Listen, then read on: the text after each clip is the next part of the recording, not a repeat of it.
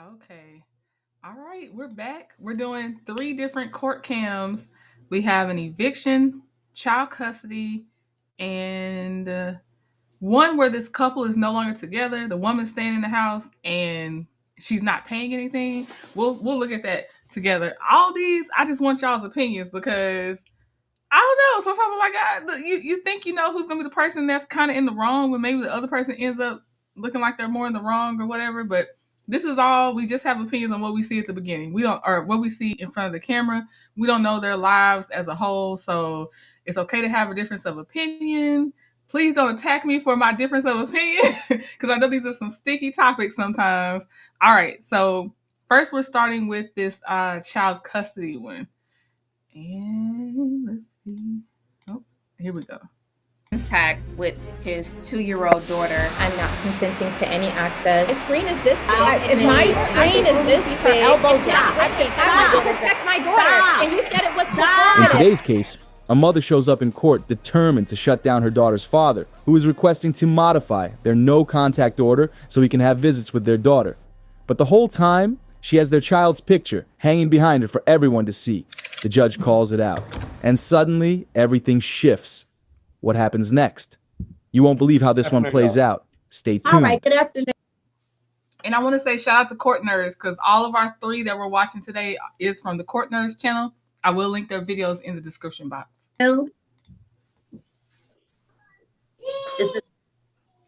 Lotta is with you at the computer, correct? All right. All right, so this is State of Georgia versus Benjamin S. Lotta. Mr. Lotta is represented by Mr. Moody, Bradley Moody, who's with him. This is case 2024 CR 00187. This is a motion to modify bond conditions. They are present, and the state is represented by Ms. Is this Ms. Ponder or Ms. Hafer? Yes, Sharon, I'm handling this case. All right. Thank you. All right. So is the state ready to present? Your Honor, the state is ready. I just want to get some clarification. It's my understanding, and counsel, you can correct me if I'm wrong. It's my understanding that this is on for a motion to modify bond so that Mr. Lotta can have communications with his child. Is that correct? That's correct, ma'am. Okay. All right. How old is the child, Mr. Moody? 2, Your Honor. All right. And okay, so that's gonna make it a little difficult. What is y'all tell me, what's the plan? Because if the mother of the child is the person who's the victim, alleged victim in this case. That is correct, Your Honor. It is our understanding that Miss Sanford, she is the mother of their 2-year-old child. And it's my understanding that Mr. Lotta is requesting contact with his 2-year-old daughter via Zoom. It's my understanding that Mr. Lotta resides here and the mother does not reside in the state of Georgia. That's correct, Your Honor. The mother resides in New York. Currently, Mr. Lotta and the mother of the child are going through the process of legitimation, or at least Mr. Lotta is going through the process of legitimation in New York. And in terms of custody and visitation, we've an impasse in that the court in New York will not hear the matter of custody and visitation based off of the no contact order from here in Georgia in Clayton County. So we're trying to make some arrangement to allow where Mr. Lotta would be able to ultimately have some sort of visitation with his daughter. All right, so we have no contact order to complicate things. And I'm guessing legitimization is like a paternity test for New York. Okay. Yeah, but this is complicated because the issue was harassing phone calls. The mother would have to facilitate the child getting onto a Zoom and manage that. And so what y'all are asking me for is to allow no violent or harassing contact limited to Zoom calls with the child. But that means that the mother has to manage it, and she's really not under my jurisdiction. And Your Honor, Yeah. it's my understanding that Ms. Sanford does not want to have communication with Mr. Lotta. Is the reason, it's my understanding that counsel filed a motion to modify bond so that he can have contact with his daughter. As it's the state's position based on information that I did receive from Ms. Sanford, she's not comfortable with speaking to Mr. Lotta, and she does have the child. So at that point, the state will defer to the court. And the legitimation action in the, I guess, whatever the family court is, in what part of New York is this? This is in Queens, New York, Your Honor, and it's not a That would be legitimation the Supreme process. Court, right? Yes. Okay, so the Supreme Court in New York is not going to have, they're not going to even entertain the request for visitation legitimation unless I remove the no contact provision. Is that what I'm understanding? That is my understanding. Correct. That's not correct, Your Honor. That's not correct. Miss Sanford, give us Ms. one Sanford, moment, hold please. on, ma'am. This is where, however it goes with the child custody case, and if the dad was harassing her, and I mean there's no contact order, so a court found it legitimate that he was sending harassing communications. This is not going to help the mom when she's talking out of turn. That's why you get an attorney to try to fight on your behalf if you can, and if you cannot, because everybody can't afford that, because this is not criminal, it's a civil. You got to really understand when it's your turn to speak, because it does not help you in procedures. I'll hear from Ms. Sanford, but Ms. Sanford, hold on, give me a minute. This is pretty Because common. I'm trying to understand, because some of this, I mean, I can say a lot of things. I order a lot of things, but Ms. Sanford is literally outside my jurisdiction. She doesn't live here. The child is in New York. The only person I have control over is Mr. Lotta. And with Your that Honor, being said, I can order that Mr. Lotta can have no violent or harassing contact and limit it to Zoom or text. But as far as whether that happens, that has nothing to do with me. well, yes, Your Honor, and that's exactly right. I completely agree with that. And the screen just went out. Can you still hear me, Your Honor? I hear you. Okay, sorry, the screen went out. So I completely agree with that, and that's all we're asking for is the relief to allow the court in New York to make that custody arrangement or make that visitation arrangement. So I mean, as of right now, we're just at, I mean, we're at an impasse as to any progress in either of these matters. The case here in Clayton County or the family law matter in New York. I get that, but the issue that I have is the action you're wanting me to allow is for him to make essentially phone communication with Ms. Sanford for the purposes of seeing the child. Yes, the sure. Alleged offense is based on harassing phone communications. Yes, Your Honor, I understand that. I mean, this is an event from March 17th of 2023. At some point, at some point, these two people are just going to have to accept that they do have a child together. I mean, he's not never seen his child. I get that. Here's the issue that I have. Yes, Judge. Is a lot of people have babies and children together without first thinking whether this is somebody they can stand over the long term. And this is essentially what I keep getting, like, it's not really my bailiwick. I'm state court. I don't have to do family law. Thank God. Because when I was a staff attorney in the family law division in Fulton County, I knew then that was not what I wanted to deal with, because the most volatile practice is family law. That's where you give an inch, they'll take a month. If you say you can have a little bit of contact, then all of a sudden my words get weaponized, and the judge said, and that's really not what this is, because I can't order Miss Sanford to do anything.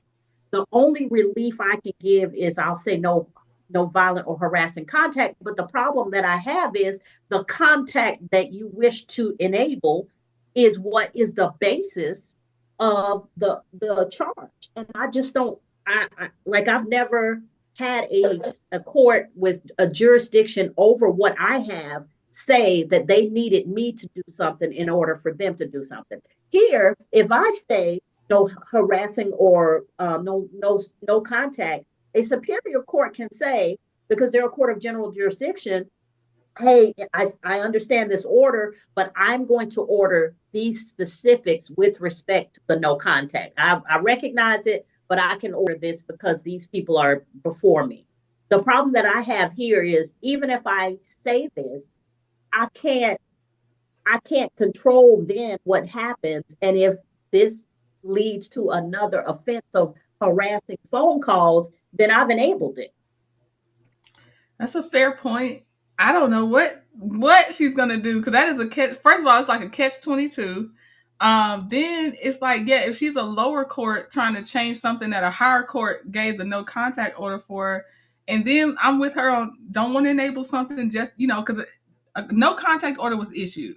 So at some point there was some evidence provided that there was enough for it to look like there was some harassing communications that did happen. Because it's not like it's an application for a no contact order. It's actually already been granted. So that gives me pause on the dad. It does. I don't know. I don't remember what she decided, but this is like a weird one. I see why she's like, I'm trying to figure this out. We'll see. I just want people to. And then the cross state thing. The mom's in New York, the dad's in Georgia. The no contact order is from Georgia, but a higher court than her, from what I'm understanding. And I'm like, is his lawyer trying to use this to just say there's some reason to still be able for him to communicate with his daughter, so then they can take that to New York just as this will help their case? Not that they can order somebody in New York to do something, but this will just help the dad's case. Start thinking more about okay, it feels good right now, but do I really want to have a baby with this person? Because these issues are coming up a lot. Is it possible? Let me hear from Miss Sanford for a minute. Miss Sanford, raise your right hand for me. Yes, Hold on, Miss Ponder. Do you solemnly swear or affirm any testimony you give in this matter will be true? Yes, I do, Your Honor. All right. So tell me about your concerns, Ms. Sanford. Don't really go into the what happened, underlying offense, because I don't. That's not what's on the table. But tell me about me giving context. So I would like to first express I vehemently oppose. I'm not consenting to any access. Before she continues, I want to say I think she is so pretty. Sometimes I know it has nothing to do with nothing, but I just gotta give people, when they just look nice. She looks nice. Between Benjamin Lotta, the defendant, and is the 2-year-old, our daughter. As it stands right now, Your Honor, I have many pressing concerns. And what I'm surprised that has not been brought up already is that Mr. Lotta has an outstanding, and I'm going to be careful with my words because of how it's entered, but he has an outstanding warrant here in New York when he has been evading the police for the last close to 3 years by not answering that warrant. He has refused to come to in-person proceedings. His family court attorney makes excuses for him by just saying he can't come because he would get arrested.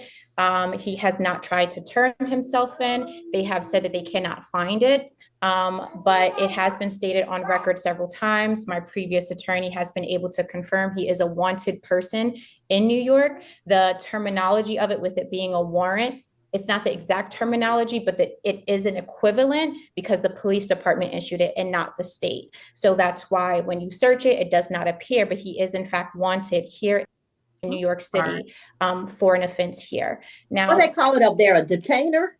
No, it starts with an I. Okay. But he is. So you're objecting to any contact? Yes, but I have other concerns as well. Well, let me satisfy what I need to know. The child is fully in your custody and control. I have sole legal and physical custody of time. Yes. Okay, there would be nobody else who could facilitate the contact over Zoom, but you. No, because one, Mr. Don't Lotta have to has tell made. me why. this is where I need her to listen to the judge's questions. Because we saw the preview, how it gets, it escalates. I just wish she would listen to the judge's questions and answer the judge's questions. And yes, Zach, pretty only goes so far. I guess I don't see people always put together on here. And I just got to say it when I see it, but it holds no weight on how this case goes. But I just had to, just still had to say it. If you have full custody and control and there's nobody else, that's fine. The less that the child's information is put out there, the better. I don't like. I also want to just bring something else out there, that in family court, because I'm pretty sure this is something that Attorney Moody would be prepared to say today based off of other testimonies made. The defendant has made requests for social workers to do the Zoom exchange. Now, in the past, I have already consented to Zooms. I have signed stipulations granting the defendant access, but I withdrew it because, one, he did not have Georgia's permission, and two, he was actually actively abusing government agencies during that process. And just to talk about my safety concerns when it comes to the defendant, and the defendant has sworn under oath in a criminal trial in Fulton County that he instructed someone to call CPS with false allegations stating that I was going to kill my daughter. Okay, there's a possibly material fact, if it's true, that, he contacted CPS saying that she was going to unalive their daughter. Okay, that I get what she's saying on that one.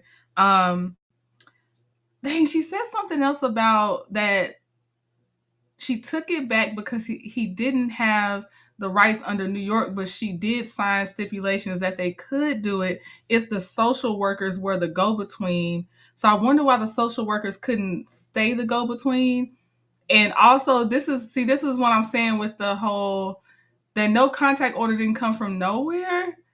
And that's one of the examples of what he did. That does not sound stable.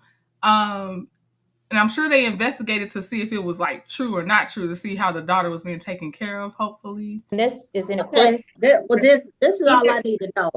Ms. Sanford, you're not testifying for this, Ms. Sanford. I don't want to know anymore, because what I don't want. The reason why I'm bringing that up is because I don't want to say. This is where she has to listen. The judge doesn't want that information because, well, she said she didn't want to look into his whole case on how he got the no contact order. I don't know if that's a preference or she's not allowed to. So this is where she needs to listen to the judge on what she can talk about. This is what I'm saying, is y'all start testifying whenever it's a family law issue. Y'all start testifying for whatever the next hearing is. I don't need to know all that. What I need to know is whether it makes sense for me to grant the modification. I think I've heard enough where I'm not comfortable granting the modification. I think, what, Ms. Pond? Is it possible if I can have a breakout room with the court as well as with defense counsel? Okay, now right here, we're halfway through the video, but right there, the judge was already stating she wasn't comfortable granting a modification. So we gotta see what happens the last half of this video. She kind of already seemed like she was reaching her decision. Please. Okay, 1 second. Hey, Judge James Fulton just checked in. All right, Mr. Fulton. Yeah. I didn't see Mr. Fulton's name on here, so he must be for 1 or 2 o'clock. So relax, Mama. Please go have a seat, baby. Let's see. Okay, so I'm gonna put the courtroom and Ms. Ponder in breakout room number 1, and then I'll join. And Ms. Sanford, I'm not real comfortable with your daughter's picture being on. She's a minor, and this gets broadcast. Meaning PDFs could, that picture, I don't know how, that court nerds blurred out the picture of her daughter. That's why it's blurred when we're looking at it. So I don't know what her daughter looks like in that picture, but if it's making the judge uncomfortable, it's not a good sign. And her saying, she knows they're on YouTube. This is one of the judges that are regularly put on YouTube. So I think she needs to listen. The mom needs to listen to what the judge is saying when it comes to her daughter's picture and stuff. You got her picture up behind you.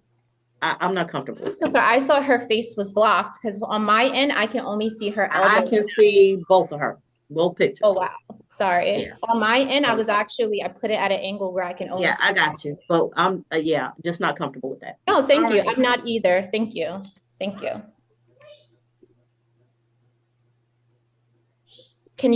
Is that all you see now? Because on my end, I was only ever to see her arms down. Yeah, it's better.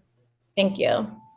And the issue is that both parents seem to lose sight of the fact that there is a vulnerable child in the situation.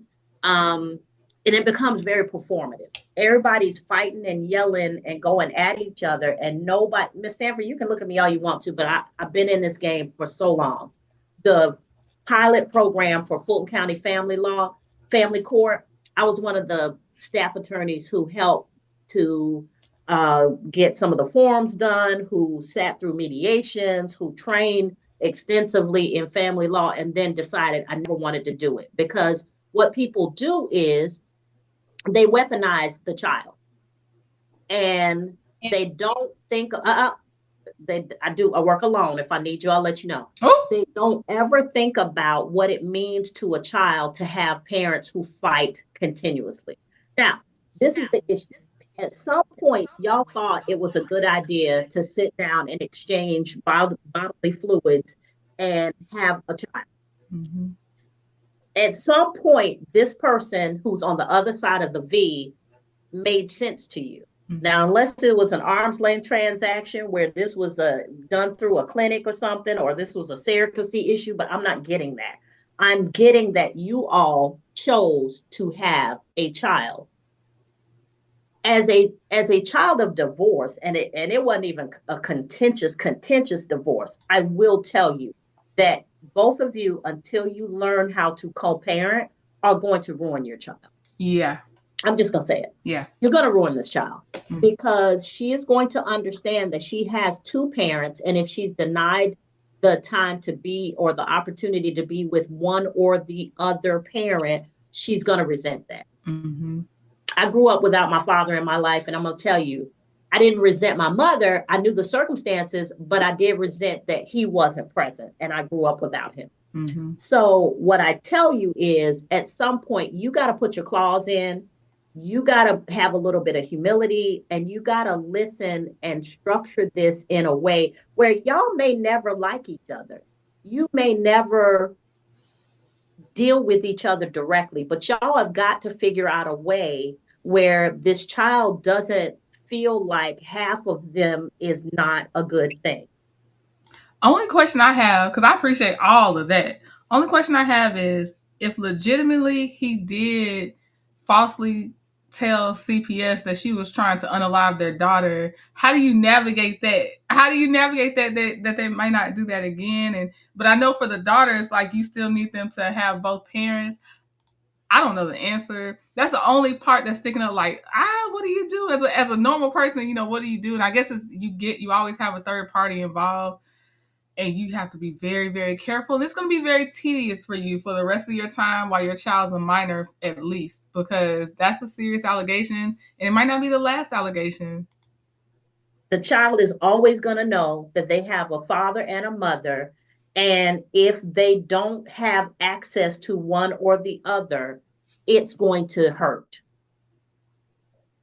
Now, Ms. Sanford, you came on here and I'm listening to you, but as a mother, I would have never shown my daughter's picture. I would have never said your daughter's name. Your Honor. That you was said your not daughter's name multiple times. You've shown the picture multiple times. That to me is performative. Your Honor, may I just intervene because you've made a few statements that are very inaccurate, okay? First, I do think that she could have chosen a different corner to do her Zoom court in.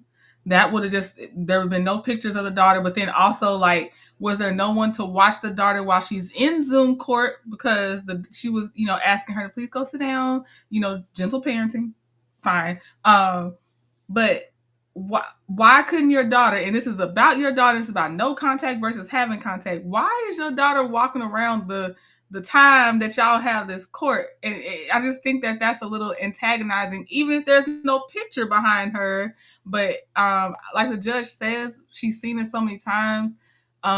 she's gonna most likely think that the woman sat in front of that picture to be antagonizing. I'm leaning towards that. I don't know, but I'm leaning towards that. But I just think there's a lot of corners in your home that you can choose just to make sure that doesn't happen. Choose to have a baby together. First and foremost, let me make it clear on record. Y'all didn't choose to have a baby together. I chose to have my daughter. He told me to have an abortion. And I'm now, let me just start, because we're going into. You're missing the judge's point on that part. That part, she's saying you thought he was a okay person to have a baby with, and he, well, I guess he didn't think you were, since he told you to get a termination. But I don't put it just on the woman to choose better. I don't because that's not fair. I'm just gonna stop there because I don't know what to say. I don't have children because I didn't want to be in predicaments like this. I made a very conscious choice to just not have children. There's too much going on and I can't deal with it. That's not relevant, and I don't speak about these things in the presence of my daughter. Your Honor, I'm not doing Your Honor, but I'm saying I offered, Mr. I heard. Okay, so to the extent that I am holding up the family law court from making a decision in this case, I will grant a very limited, Your Honor, may modification. Ms. Sanford, mention what I was going to say.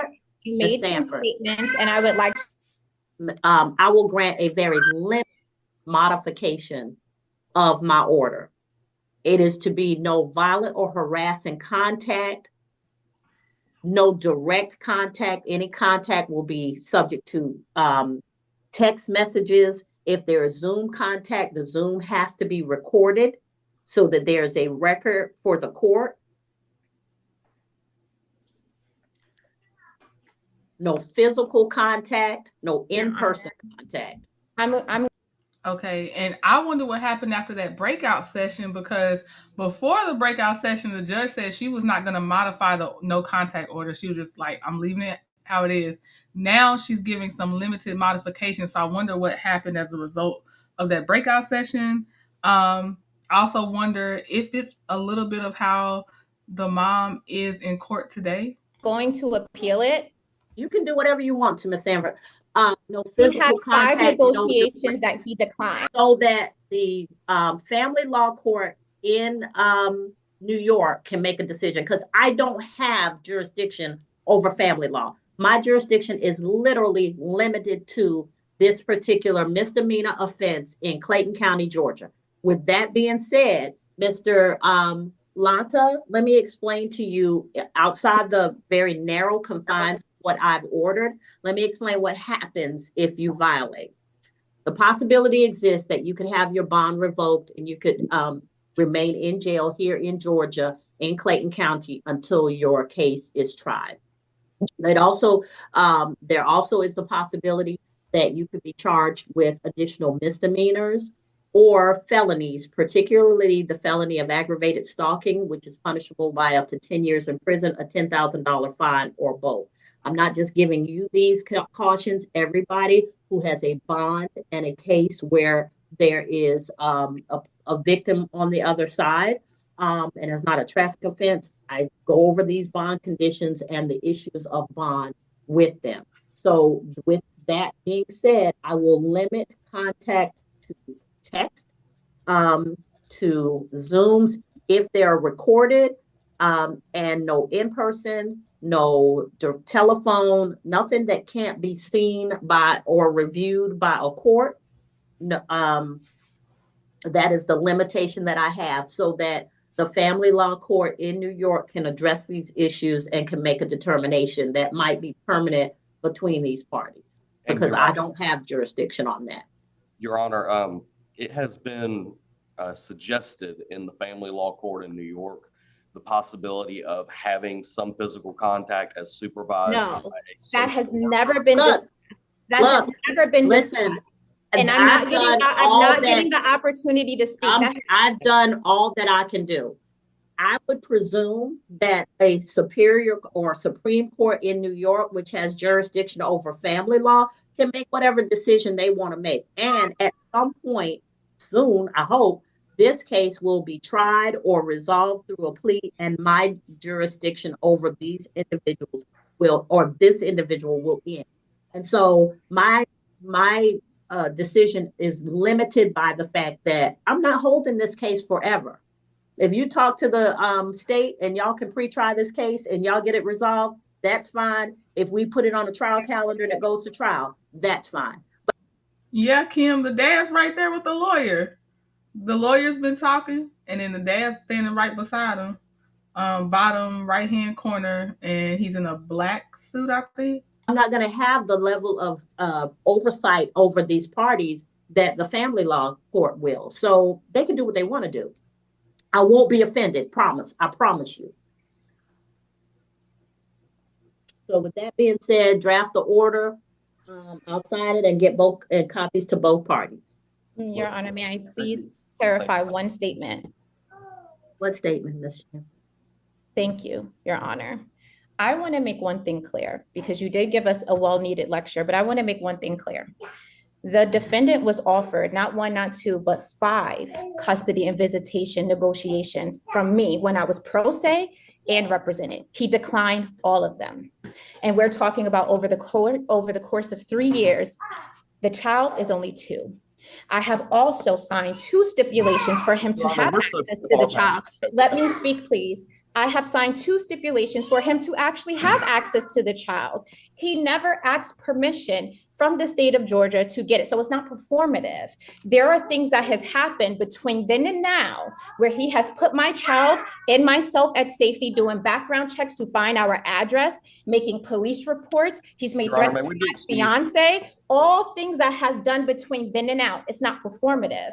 And if anyone, I didn't say that was performative. Well, nothing is performative. If my screen is this big, and from here, I can only see her elbow down. I protect my daughter very. She muted her. I think the judge. I'm protecting my daughter. Oh, okay. So I made my decision, and that's what I will say. Go to anyone at anyone's expense. I made my decision. Protect my daughter. I made my decision. And he has a warrant. You made this decision knowing that he has a warrant here in New York against me and my child. So I'm going to appeal it because he has already violated. He's already violated the New York order of protection. If they wanted to exercise the warrant, they would. Yeah, he has not. He's been evading the police, Your Honor, this entire time. He has a warrant here for a crime committed against me and my child. Miss Sanford, you're not going to win. My daughter. Miss Sanford, there's nothing to win here. It's not winning. I want to protect my daughter. And you said it was performative. I am protecting my daughter. There's and you said nothing it was to win here. It's not performative. You will not protect her here. Yes, this I am. Is what I've said. I've done what I've done. Get me the order. And I'm going to appeal it. You did this knowing he has a warrant. I'm not scared of the appellate court. Appeal it. All right, hearing over. For the things that he has done hearing over to me and my child. Hearing over. And I will. Oh, all right. She dropped her. Next. Y'all wearing me out today. All right, the judge dropped her. This is all videos we're watching today are Court Nerds, so please support Court Nerds. I really like that the videos they pull together. I don't have anything for this. I am watching it with you. My reaction is what the hell, and that's all I got. I don't know. This is why I was kind of reluctant. These are the sticky ones, and depending on what part you've been through with family court and your own experiences, and seeing what other family members or friends have had to go through and everything else. So I don't have nothing except we watched it together, and I know it's not a good idea if you don't have to, don't represent yourself. That's not ever going to help you. And also, if he has done anything she has said he has done, the things she actually specifically described, one, he could become a felon if he violates the judge's limited modification. So that will help if he, does something violent, harassing, and all that stuff towards them. So there are consequences, real consequences, and New York is actually going to have to figure it out. That's why she was like, this judge said she didn't even want to be a part of it, period. No, the father is in Georgia. She's in New York. Yeah. Woo. We're going to the next one. I don't know what to say. I don't know. And everybody's entitled to their opinions on that one. We're going to the next one. This This woman is accused of freeloading in the house that she used to share with, I don't know if this is her boyfriend or husband. She does accuse him of possible DV. We'll watch it together again. Again, like I said, sticky topics. So we're just gonna watch it and we'll see. We'll see. She is not on the deed. You haven't paid the mortgage, ma'am? You for 10 months? Great country. You mean you thought he was just gonna leave the house? My God. Wait 1 second. My God, Hey, I don't know who got this Mark, stuff for the Mark, house. we He's got a second. lying. What did I do with Bobby Bell and Tamisha Bell? I'm here. Here. What'd you guys do now? You told me you listened to and understood the rights, right? I do. And how much do you think is owed, Mr. Bell? Now I got a new. Okay, here's the description. It says 2 exes are in court.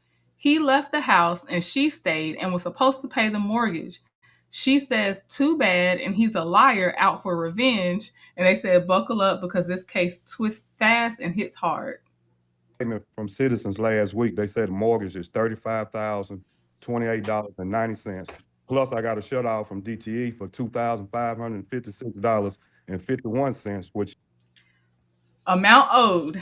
Mortgage in arrears, $35,000. Utilities shut off notice, $2,556. Combined total of $37,585.41. that total is $37,585.41. How much were you renting this house to her for, sir?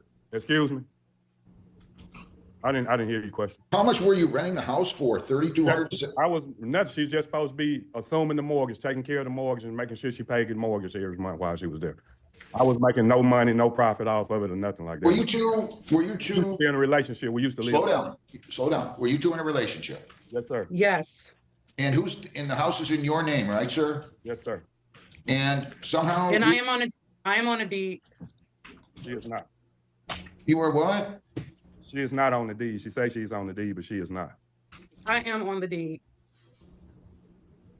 And either way, that doesn't see her make any payments, being paid. She You hasn't. haven't paid the mortgage, ma'am, for 10 months? Oh. So let me explain. If I can explain, please. So the house was in bankruptcy, and then the house went from bankruptcy. It was in bankruptcy for almost 2 years, and then it went from bankruptcy to a modification. It's a nice house. I don't know how much y'all can see. I moved the chat box real fast and it's in the bottom portion of the screen, but it's a nice house. They're showing pictures at the bottom. Very, very nice. From a modification to a forbearance. Once again, when it was about to come out of forbearance, then we found the buyer for the house.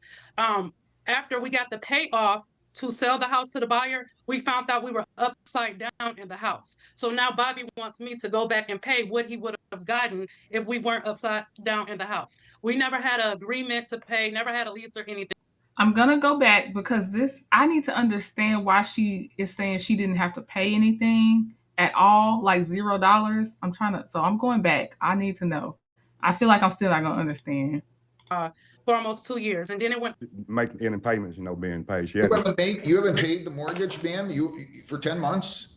Oh. So let me explain. If I can explain, please. So the house was in bankruptcy, and then the house went from bankruptcy. It was in bankruptcy for almost 2 years, and then it went from bankruptcy to a modification. From a modification to a forbearance. Once again, when it was about to come out of forbearance, then we found the buyer for the house. After we got the payoff to sell the house to the buyer, we found out we were upside down in the house. So now Bobby wants me to go back and pay what he would have gotten if we weren't upside down in the house. We never had an agreement to pay, never had a lease or anything. Yes, I've been in the house. Neither one of us couldn't afford the house. So when the house was in bankruptcy court, and then went into the modification, while the modification was going on, we honestly thought that it was going to go into foreclosure. Hang on a second. Slow down. It's a mess. It's a mess. Yeah. Why did you leave? Wait a minute. Why did you leave the house, sir? Because we just didn't work as a couple, We wasn't. I know, but you own the house and you left the house. And you're telling me she agreed to pay the mortgage while she was living in the house? She did agree to pay the mortgage, and she has agreed to leave the house for, it's been almost 2 years. She's supposed Did you agree to pay the mortgage, ma'am? I did not agree to pay the mortgage, What but did you agree to pay? what did I agree to pay? Nothing. Yeah, nothing. What a great country. You mean you thought he was just going to leave the house, let you stay there for free? Absolutely not. The house was going into Ma'am, foreclosure. I want you to listen to my Okay. question. Stop. All right. Stop. Are you telling me, how long ago did you leave the house, Mr. Bell? Before he answers how long ago he left the house, let me ask. I am actually a homeowner. This is something I will research just to make sure, but I hope to never go into foreclosure. Do you stop paying once the house is going into foreclosure? Do you stop paying your mortgage? If that's one thing. Also, if she gets an attorney, I think she does need to present the bankruptcy she referenced, the mortgage modification she referenced, anything she's referencing about a buyer coming then pulling out. I think you still have to pay even if there's a buyer that says they're going to buy and all this other stuff. I think you have to pay until they actually buy. But she needs to present all of that in paperwork, because how do you live somewhere for $0 for 10 months or however long? I'm still trying to understand. It's been over a year, probably a year. All right, slow down. That's all I wanted to know. You're telling me he left the house, no agreement, and just you can live here until? No, it was a verbal agreement that she would take care of the mortgage until she was able to leave that house and find her something else. We've had sales for the house a couple of times, and she won't leave the house. Hang on a second, guys. Wait 1 second. I am the one who got the sales for the house. The judge said to wait. Can I please speak? Wait. Okay. The judge said to wait. That means you don't say anything.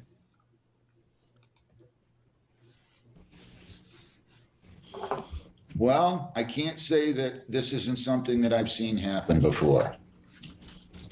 I mean, this is what happens. People think they can commingle, live in different houses together. One owns, one doesn't own. One rents, the other doesn't rent. And now you guys got yourselves in a big pickle. Mm-hmm.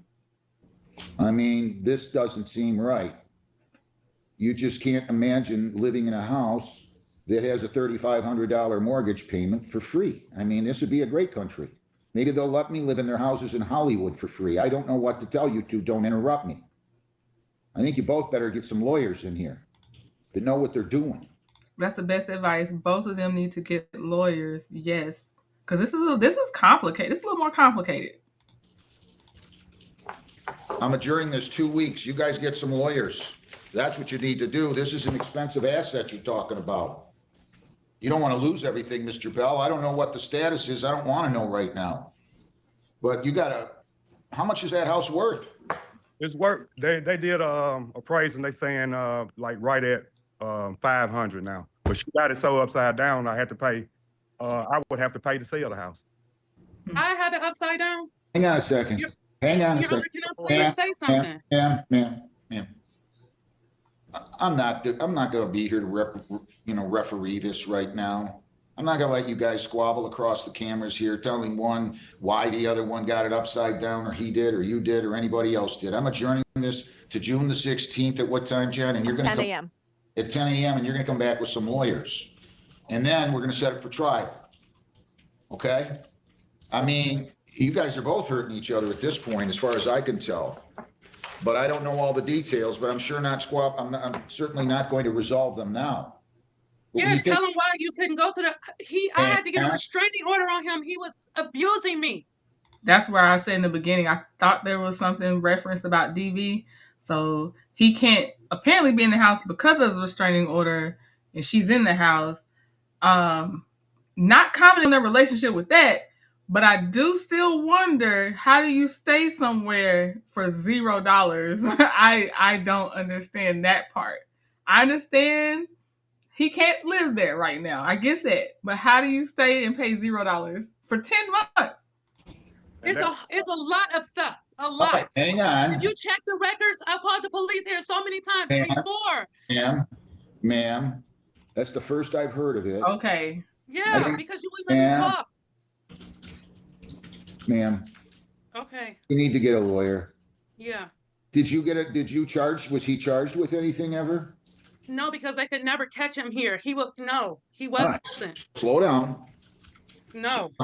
You said that you had restraining orders on him. Yeah. Did you get PPOs or were these? I got a I didn't think I was done talking yet. Did you think I was talking yet? No. Would you please stop interrupting me? Okay. Did you have charges that you filed against him where he was the defendant in a domestic violence charge? No, I just hang on. You said you had a restraining order. Did you go down to Detroit and get a PPO against him? Yes. All right. Is that PPO still in effect? No. Does that PPO have anything at all to do with the fact that you guys got yourselves in a deep issue here with regard to the loss of this property, whether it's Mr. Bell's owned otherwise or you own some or don't own some? Do you guys realize does that have anything at all to do with this? No. Now, she said no. So why, ma'am? Can I say this, Your Honor? Why are you bringing up issues that have nothing to do with the fact that this house is apparently underwater and he thinks that you owe him $35,000? The reason why I'm bringing it is to establish that he's doing this to be vindictive. That's why. Might be, and I'm going to hear all that at trial, ma'am. I'm not foreclosing you from arguing anything. I think that this is. Yes, he's doing it to be vindictive. Why are you interrupting me again? Please. He might be. I'm not saying he is. I'm not saying he isn't. He is. All right. If he is doing this to be vindictive, you know that's how he is, because this wouldn't be the first time. That means you're saying he has a pattern. This is where you have to keep good documentation, and you got to make sure you did everything by the books. Because if he has that power to get you out of character, this is how it looks. It looks like you're just the one with the emotional outburst. You're not doing stuff through the law, all this other stuff. So you have to have your stuff together. If that is the case, I do want to understand her defense to paying $0 while staying in a home. That's the only thing. Yes, she needs a lawyer so she doesn't have to speak. So then her emotions can stay with her and let the lawyer argue it out, because her feelings are going to hurt her. They're not going to help her. So if that is how he is, and if that is why he's doing this, I don't know, because if you can show your $35,000 behind, that's crazy. That is, ma'am, she has to do something. She's got to do something. Get a lawyer. This is crazy. This is not going to help you going head to head with him at all. It's just going to get you the judge being frustrated with you. He's kind of frustrated with both of them, but you can tell he's leaning towards being more frustrated with her. You can see it. Like, there's no way you can't see that. So she's got to get a lawyer and just get herself out of it, except gathering what the lawyer asked her to get. Okay, stop. I'm adjourning this to June 16th. Look at him. Happy that he made me cry. I'm telling you. I'm not happy that you keep interrupting me. He is. I'm not happy that you keep interrupting me. Your Honor, I'll just leave. Hey, I don't have to slow down here or anything. I'll just. See, and now you jump to the other extreme. Now you're not going to. What if you end up with a $35,000 debt that would have been a $17,000 debt because a judge would have ruled what's reasonable is he kept paying half because his name's on the home and you pay half. But if you just are like, well, I'll just leave, he might get a default judgment eventually. Like you need a third party, because this is not good for you at all. Leave. I don't want to drag this out and have this man in my life anymore. All right, slow down. Leave. All I'm telling you is I'm encouraging both of you to get lawyers, and maybe you can actually work together so people don't. We're not going to be able to. He's crazy. And he's sitting here pretending like he's not. And I know it may seem like that I am because I'm interrupting you, but I have been through a lot when it comes to this man in this house. I've seen manipulative people on either side of a partnership. And unfortunately, by the time it makes it to court, if you can't control yourself, it's automatically going to look bad on you. Because right now, to the judge, she's not helping her case. I just need her. I know I'm going to keep repeating it, but I do think people really don't understand the tears don't really help in court. documentation is what matters in court, the black and white. And then because the judges still can be a biased person, they're still human. If you do these extra things, they might lean the other way just because you turned them off. Especially if you don't have anything to back up anything logical, anything legal, it's not going to go your way. All of this does not do anything for you, not in court. I dumped my money into this house just like he did. All right, then maybe you guys should figure something out. I'm telling you what I'm suggesting. I'm telling you both you should be here in person June the 16th. I'm telling you, you should come with some lawyers, and then we'll figure out, they can figure things out. June 16th at 10. If you don't want to, I don't know what to tell you, ma'am. I'm going to hear you out. You guys come here with lawyers, we're going to set a trial date, or they can resolve it. But I think you need some representation, both of you right now. If you're in danger of losing a house worth $500,000, I don't want to know how much debt you have in it, what your mortgage is or anything else. Just come here June 16th at 10. If it's not resolved that day, I'm setting it for trial. But you're going to have to prove, sir, that she agreed to pay that, if that's what it is. You got some obstacles here, both of you. I'm just telling you both, I think you'd be much better off with a lawyer on June 16th. And then I can set it for trial. She stopped raising her hand. I don't know if she should say anything else further right now. He doesn't need to say anything either. It's just that hers is more frequently interrupting. That's all. You raised your hand, ma'am. Do you have anything else? I do. I want to ask if I can just leave and not have to come back to court. I don't. Lady, it's a scam artist, Your Honor. What's that? I put all those names on the thing because she uses several names. I've been to the police or made a report, and they know who she is and how she does, because just like she's doing this crime scene now, she'll do some stuff. She spit on me, did all kind of stuff, and then call the police and act like I'm doing stuff to her. Oh, see? Look, just get lawyers. And he said she's a scammer. He said he had to put all the names she goes by to make sure she showed up to court. Partner, he is lying. He is lying. Okay. Sir, He's lying. Sir. Ma'am. He's lying. Ma'am. Yeah. He's claiming that you owe him money, and he's asking me to evict you.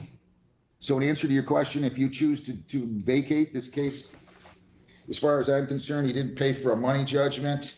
This will be a moot point. He's not suing for a money judgment right now. So you can go consult with a lawyer. I'm not going to give you advice. I strongly think you should consult with a lawyer. I'll see everybody here June 16th at 10 o'clock, and that will be in person. Okay, please? In person. All right? We'll see you guys then, June the 16th at 10 o'clock in person. Thank you very much. Okay, I'm going to go to Court Nerds and look to see if they posted the June 16th court date, because Court Nerds said we'll be covering the court for the next hearing on June 16th. Subscribe for notification when it's posted. Do you think they'll actually show up? So I'm going to go back and go around June 16th to see if they actually did, but I have one for y'all while I do that. So let me get that one up first, and then I'll go look to see if they show back up to court, see if I can find it. It's a gnat in here, and it's killing me. Okay, hold on. This one is entitled Rent Assisted. Oh, God. Oh, shoot. Hold on. Entitled Rent Assisted. What does it say? Sorry. It's Tenant demands triple her deposit back after trashing the house. All right. So that's what we're about to watch right now. And I'm going to go look to see for the other thing. Told me you want your security deposit back ×3. She's saying I destroyed her property, which is so untrue. Not only did she not pay April's rent, she left furniture on the lawn. Give me a brief overview of why you're here and what you're asking for. The reason I'm here is Miss Stimpley. I was a tenant in her house. She leased to me through San Antonio Housing, and I think an illegal eviction, notice to vacate, defamation of character, as well as false allegations that she was telling the neighbors and future landlords of mine of possibly having. And also she's saying I destroyed her property, which is so untrue at the address that I lived in. And what are you asking for? Really, I just don't like the fact that she lied on me, the way she was smearing my name and accused me and my family of destroying her property, and she knows that's not true, and also using my medical health against me, in Okay, my but opinion. What do you want the court to give you? Because I can't erase what she did. I understand that. So what is the point of this? My deposit for the house, because when she told us to move, normally my lease through housing and with her was a 3-year stance. She asked me to leave after like a year and a half, saying that neighbors were complaining. She got a letter from HOA, So how much is your deposit? $1,250. And also, she did not give me an itemized receipt of why she kept my deposit. Okay, what else are you asking for? That's it. And because I had to borrow money and loan because I am disabled to get money to move and stuff from different areas that I would not have to do. Then I need the receipts for all of that. Yes, ma'am. Do you have them? Yes, ma'am. Okay, so how much other than that you're asking for? That's only $300 for the U-Haul truck. And my deposit is $1,250. And I was told if she did not give me. $1,550 is what you're asking for. No, ma'am. If I was told, I don't know if this part is true or not, but she did not give me an itemized receipt of the reason why she kept my deposit. She has to pay me 3 times the amount. And I was just going to accept that with no moving or anything if that is granted, the 3 times deposit. Okay, so you're asking for $39,3750. Yes, All ma'am. right, let me see where you paid the $1,250 for the deposit. And let me see your pictures through. Did you take pictures through a walkthrough or? Yes, ma'am. I have video, pictures, notation, and also the damage that she's saying that I did. She approved the work from Roto-Rooter. I also have invoices and pictures from them because it was a leak behind the wall and they had to break through the sheetrock to do the leak. She's saying that I was responsible for that. I have all that documentation. Let me see what you got. While you do that, I'm gonna have Ms. Steemley go ahead and talk, okay? Yes. Go ahead, Ms. Steemley. Good morning, Judge Garcia in court. Thank you for having me. My name is Latanya Stemley. I am going to open today Yes, ma'am. today I stand before you defending my character and my honor. My husband and I had this house built in 2020. In 2023, his mom got sick, so we moved to Virginia to get her better health.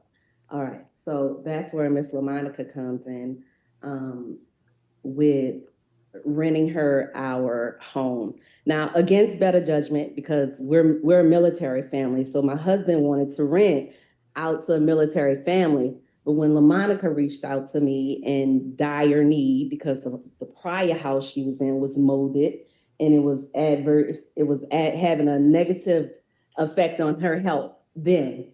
So she was in a dire need and she begged me. And so against my husband's better judgment, I accepted LaMonica and her family. Okay. So when they moved into the house is just 3 years old. There was nothing, no damage, nothing wrong with our house when they moved into the house. Now, during the 2 years the tenant was in the house, there was all kinds of issues. First of all, when they moved in, just to speak on my character. Before she gets to that point, I wish she had listened to her husband. I'm sure at this point she wished she had listened to her husband as well.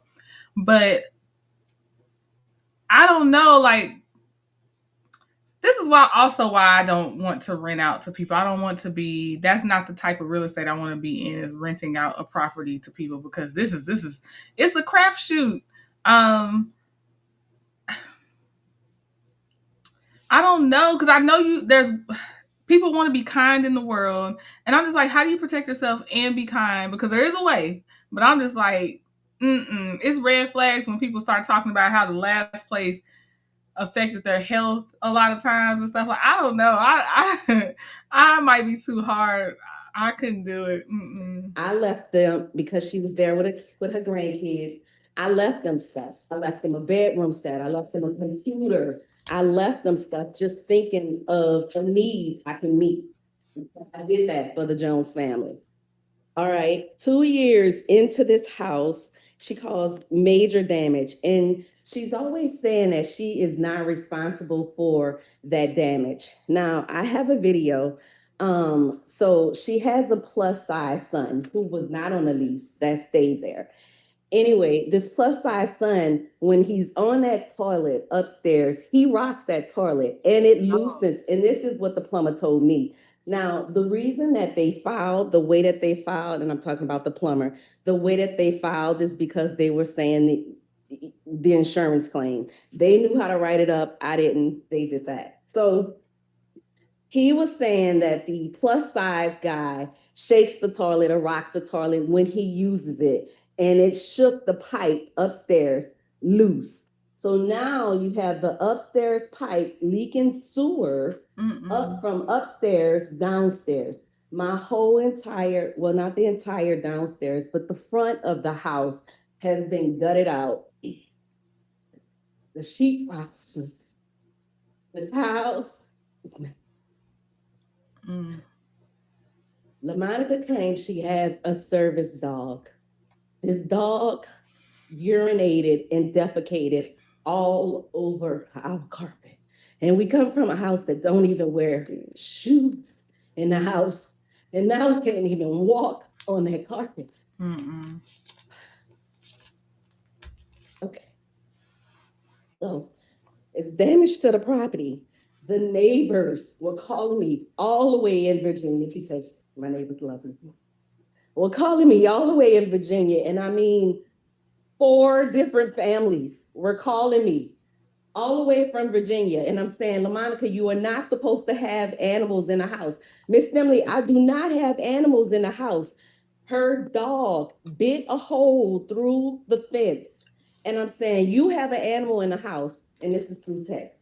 No, I don't have an animal in the house. Meanwhile, she doesn't know. My neighbors are taking pictures of the dog coming and going through the fence, through the hole he's created for himself.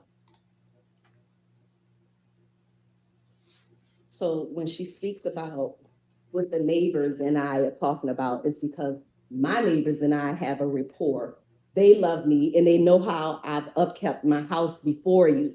So they call and they let me know what's going on with my house. That's it. They don't even know her name. Bullying. So these pictures, Yana, are pictures of the damage that she's caused, but she didn't know who sent the pictures. So she went knocking on my neighbors' doors to find out who sent the pictures. The builders, the plumbing company sent the pictures. We've gotten HOA notices. We've gotten the lease violation. So I sent you a copy of the lease.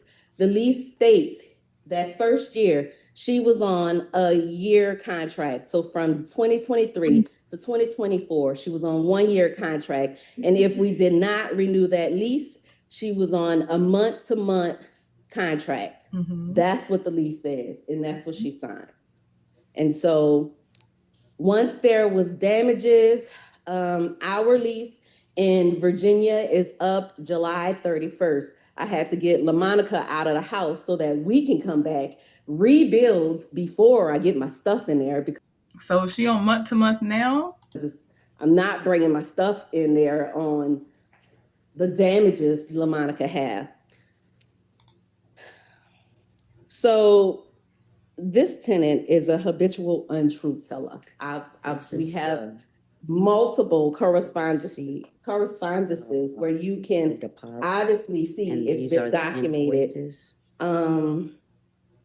If y'all hear extra voice, I just think that's someone else, the judge talking to someone else, or there's something, but it's all in this one video if y'all hear extra voice. And so what I was able to do, because I just flew in from Virginia, what I was able to do was assess the property to see what it is we can hold this tenant responsible for.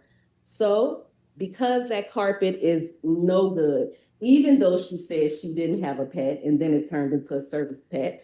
But because that carpet is no good, I was able to get an estimate from the flooring company. I have an estimate for the damages in the house. LaMonica is asking for her security deposit, but LaMonica did not pay April's rent. So she got her notice to vacate in February 28, 2025, and it was a 60-day vacation notice to vacate, instead of the 30 days that I was supposed to give her. Okay. And that, still trying to be nice, because I would have kept that smooth 30 on this one. Not, I got sewage. Oh, God. No. And then the animal, you're not supposed to have an animal? No, ma'am. I hope she's countersuing Bravo Vivian. I hope she mentions that she is countersuing.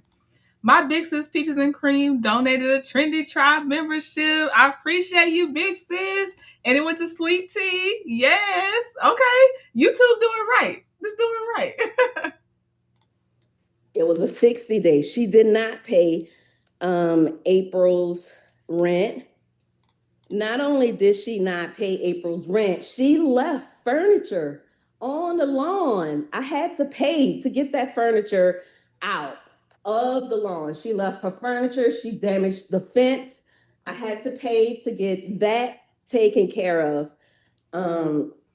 So on top of that, there was she just Okay, took, give me 1 minute. Hold on. So Miss Stanley, or I'm sorry, Stephanie, when Miss Jones moved out, did she give you a forwarding address? she did not. She also did not return. Okay, just answer my question. Okay. So she gave you no forwarding address. No. Did she give you advance notice that she was moving out? Yeah. She told me that she was moving out after the day that I gave her. So I don't know if that was, I guess she told me in Because you advance gave that her a she notice wasn't to gonna vacate, is that vacate. correct? You Yes. gave her a notice to vacate? I did. Okay. Okay, give me 1 minute, okay? All right, so Miss Jones. Yes, okay, ma'am. You brought this case on a security deposit, okay? I asked you what you were asking for, and you told me you want your security deposit back times 3, okay? Yes, ma'am.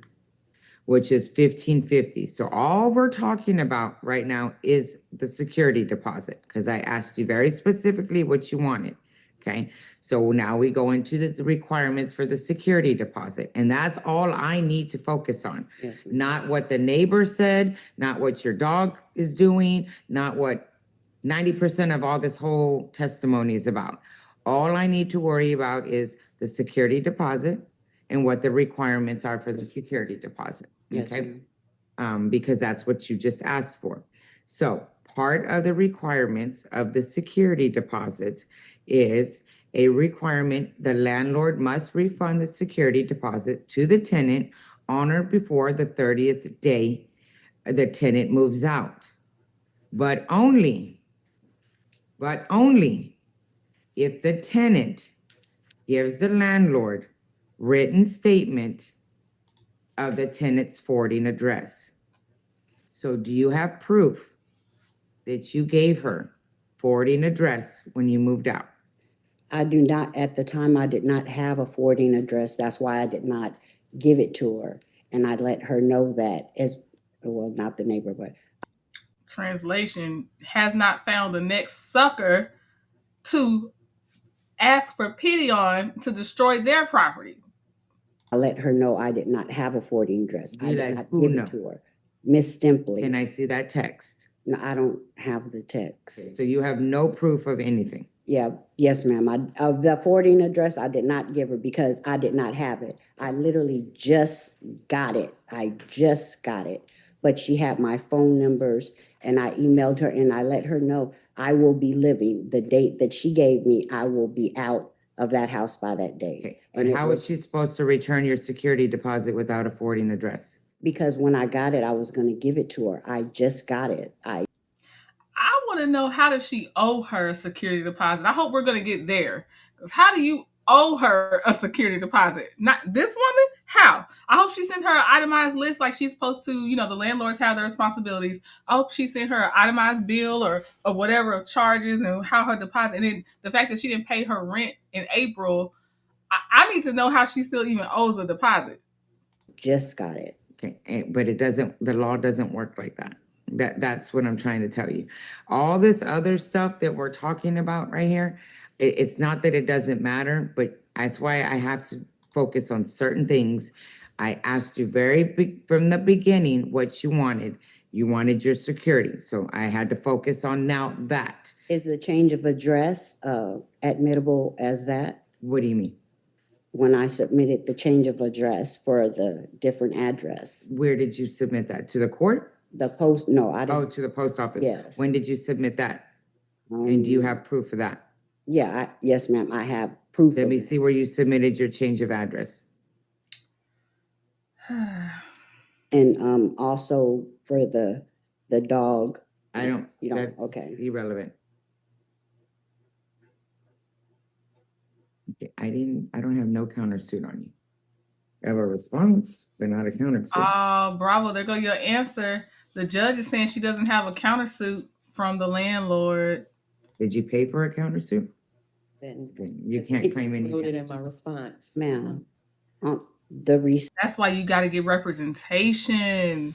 She's thinking she's getting her damages based on putting her stuff in her response. No, ma'am. You got to get representation when someone costs you that much money. See, I don't know if this is admittable or not, but it's the saying about disregard because you are moving.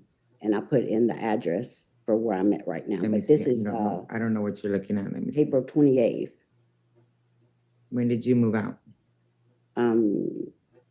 I was noticed to vacate April 30th.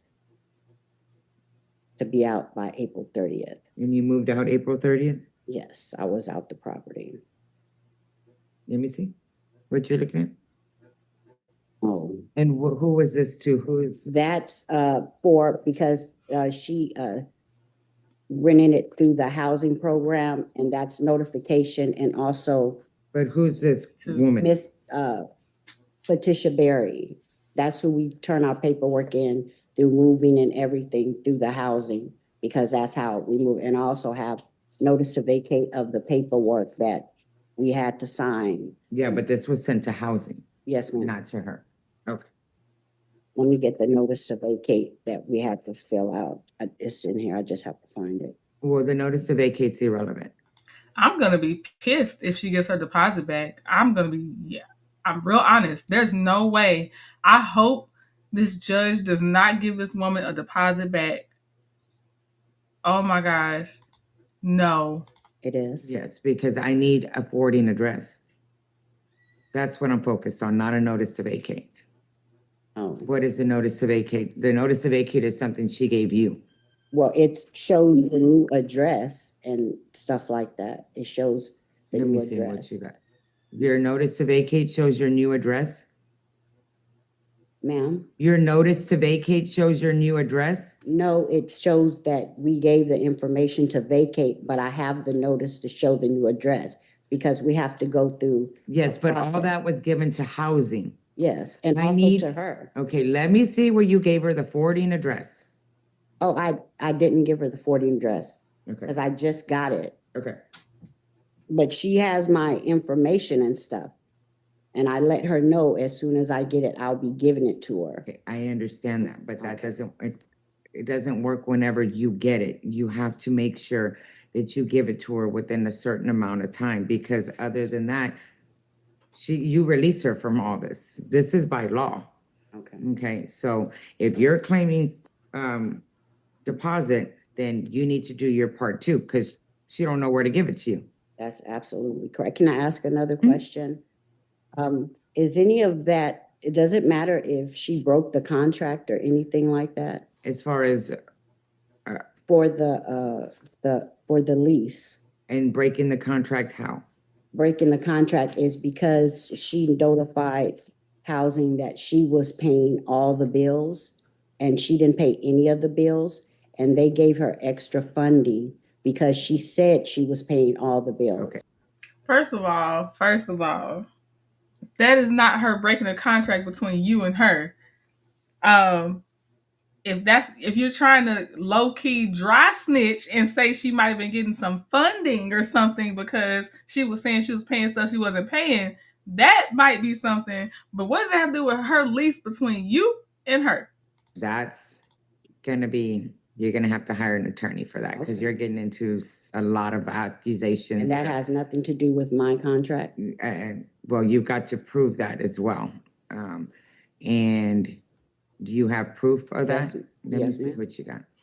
I have all the bills that was in my name the whole entire time that I stayed there, down to the trash. What made me look into that deeper is because I received, these are all bills Ms. for Dimley, what's going on with that? water. This is My rent was $2,700. these are My rent was all the bills that were in my name from the $2,750. water utility. And so when This housing husband- came with an amount, we kept going back so that they would raise the And amount here's a because it's a new house. And pictures. so once housing gave their amount, she agreed to And- pay the difference so that she can move into the house. But you never. That was her idea. So this is my. Oh, so she might have got the woman caught up in fraud if that's not right. Oh my God. What? Let me go back and listen to this explanation. What? Down to the trash. What made me look into that deeper is because I received, these are all bills Ms. for Dimley, what's going on with that? water. This is My rent was $2,700. These are My rent was all bills that were in my name from the $2,750. water utility. And so when This housing husband- came with an amount, we kept. So maybe okay. Housing came with an amount, meaning the person that wants her deposit back was receiving housing assistance. Housing came back with an amount, saying that that's what they would pay for that woman's rent, is how I'm hearing this. Okay, I'm really honestly trying to understand this. Going back so that they would raise the And amount here's a because it's a new house. And pictures. so once housing gave their amount, she agreed And- to pay the difference so that she can move into the house. Okay, so let's say housing agreed to pay $1,750 of the $2,750. And then this woman who is now suing for her deposit back said, I'll pay the difference of the $2,750, which would be $1,000. Because as my example, housing said they'll pay $1,750. So this woman saying, I'll pay you $1,000. Housing will pay the $1,750. So you're admitting okay. It might be fraud on both sides on this one. I don't know how housing assistance works. I don't know. I know housing may say you have to pay an amount outside of what they pay. Because I know some people when I used to hear this was like 15 years ago, but they pay like an extra $100 or something on top of what housing pays. But housing is covering almost 100% of their rent, I thought. But let me know if this sounds like a scheme and a scam that Ty set up. I don't know. Right, it sounds like Section 8. Is the part of the woman saying she'll pay the difference that housing doesn't pay, is that fraud? Because the landlord saying it was this tenant's idea to have it set up that way. I need to know if that sounds like fraud.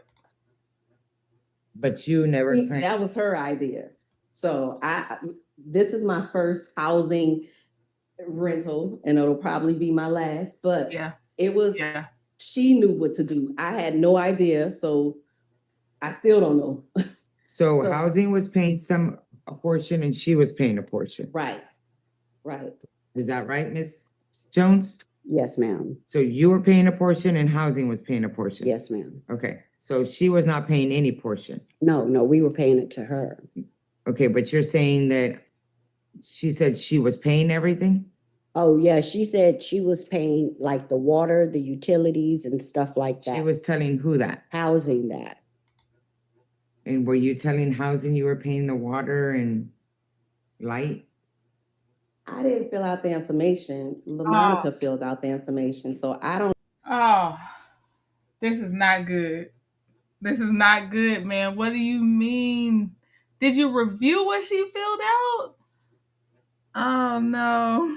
Oh gosh. Your husband gotta be like, never again. What Ms. Jones is speaking of, it's the $1,886 from housing, and the rent was $2,750. LaMonica said that she was gonna pay the rest. And so I don't know what she finagled, but no, ma'am. Well, you finagled too. You have to understand, like, you're a part of that paperwork. You have to understand what's being submitted because you're receiving government funds. Oh no.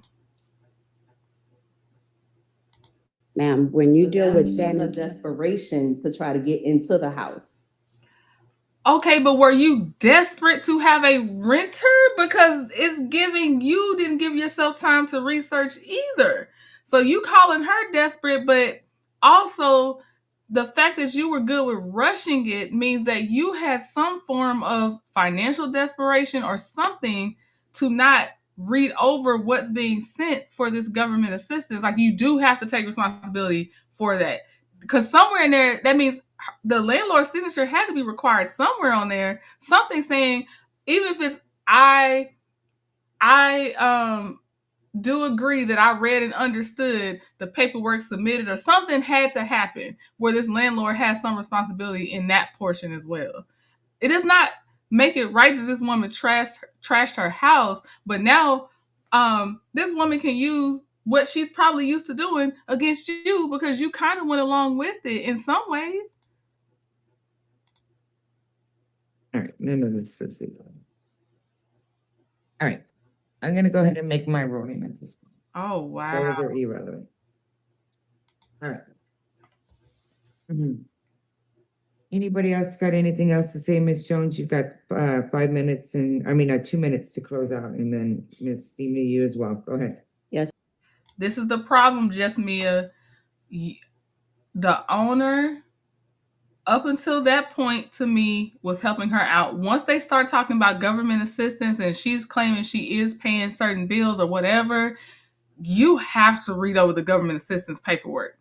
That benefits the owner as well. So it's not now just that this tenant was helped out. Like this, you got to take that personal responsibility. Everything else before they started mentioning this government assistance paperwork mostly was on the tenant.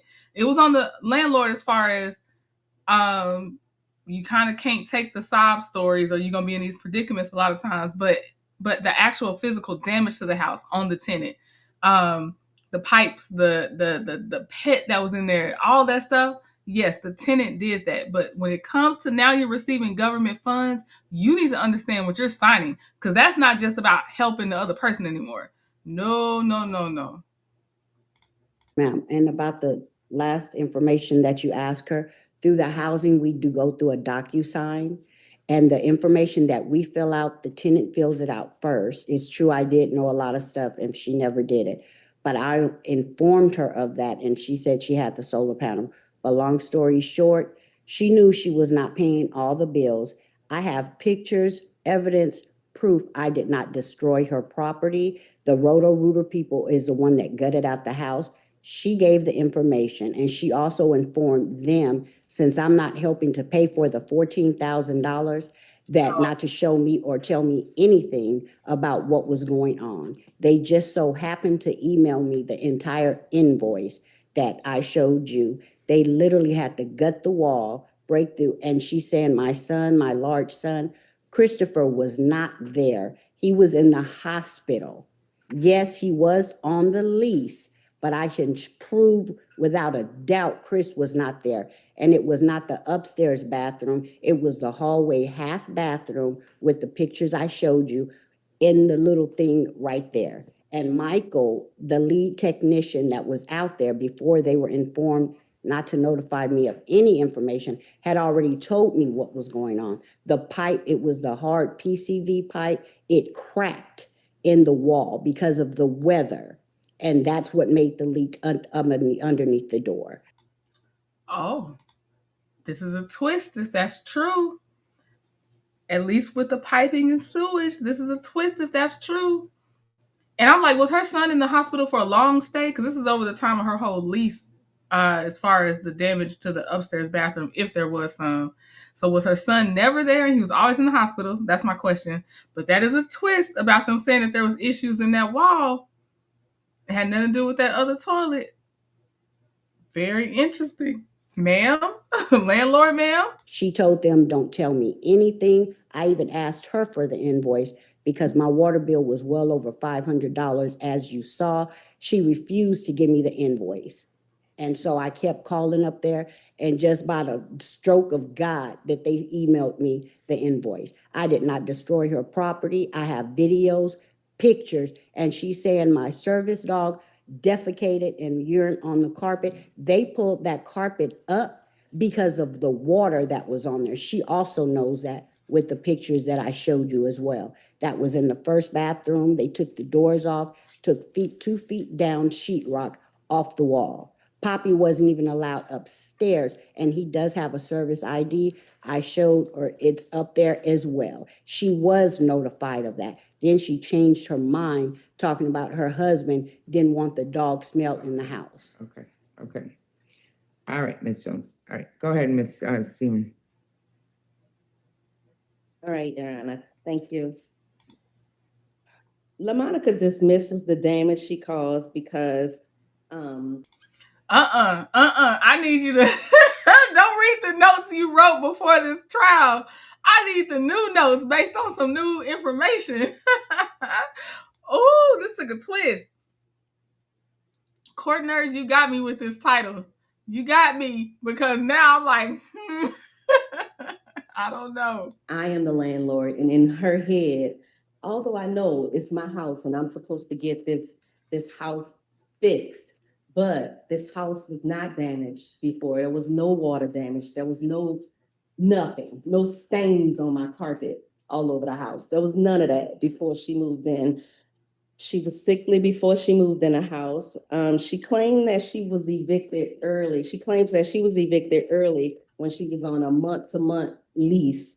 She was allowed the 60 days before the 30 days. And with that security deposit, she didn't pay the last month rent. So that kind of ate that up, as well as it's all kinds of stuff that walked out the house. The fire alarms, the 5-gallon paint. It's everything she just took. If it wasn't bolted, she took all kinds of stuff. So if it wasn't bolted, she removed it. I am asking that you drop Ms. Jones's claim. Thank you. Thank you. All right, I'm gonna go ahead and make my decision. It's gonna be a take nothing judgment. Everyone's got 21 days to appeal it. Thank you. Okay. Wow.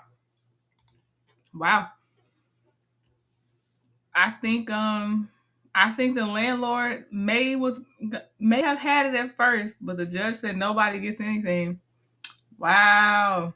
Yeah, I hope she had homeowners insurance as well. Ooh. Some lights, I want the homeowners to win. I started out wanting that homeowner to win so bad. Now I'm like, I don't know. Sounds like we was in cahoots a little bit here. And it backfired. Wow. Oh, and I did look for that couple to come back for June 16th. Court Nerds did not post it. And I wonder if that's because they never showed back up for court. So that couple, I don't have it. I looked at Court Nerds to make sure. Right, no deposit back. And the woman's and the landlord at this time is not getting any money on her side either. So that's at least, I mean, that's crazy. I wasn't expecting a couple little twists in there. Goodness. It was sketchy. It was sketchy. That was very sketchy. Okay, so that's the end for Court Cam. Let me know in the comments if y'all enjoyed the Court Cam. I actually didn't expect that many of y'all to be in here, so I'm actually happy to really see y'all that y'all showed up for Court Cam as well. I will get more in here if you enjoyed it. Let me know your thoughts about the cases too. Yeah, the renters did have game. Now she did. She sure did.